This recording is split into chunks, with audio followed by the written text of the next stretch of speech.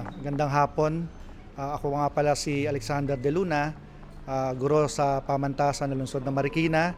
kasalukuyang Pangulo ng PLMAR Faculty Association at ngayon ay nakaupo rin ako sa Regional Tripartite Industrial Peace Council as a member, representing labor sector.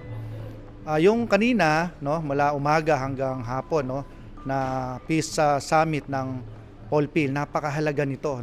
sapagkat una, dito ko nakita yung iba't ibang mga tao, na iba-ibang struggle mula noon, hindi pa ako pinapanganak. Narinig ko sa kanila kung paano nila sinikap, na maging bahagi ng kasaysayan sa pagsusulong ng mga reforma, mga social justices, at the same time lalo na ng kapayapaan. Napakahalaga nitong activity na to sapagkat lalo na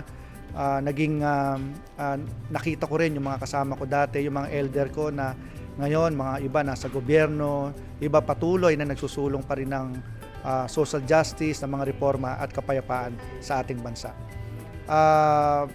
Ang gandang ulitin, at sa susunod pang pagkakataon sa ganitong event, napakahalaga na sana marami pang ma-invite, dahil ito nakakatulong siya para hindi lang matuto tayo doon sa karanasan ng iba, maging doon sa susunod na ano yung pagtingin natin, ano yung prospect natin, sa susunod na mga panahon na mula dito sa karanasan ng mga nauna sa atin, ano ang challenge, na dadanasin ng kabataan sa susunod,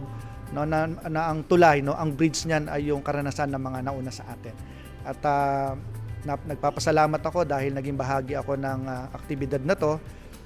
sa bahagi ng panel na natuto ko ng gusto at nakita ko na hindi pa rin natatapos o hindi dapat tumigil sa pagsusulong ng kapayapaan para sa ating bansa. Maraming salamat po.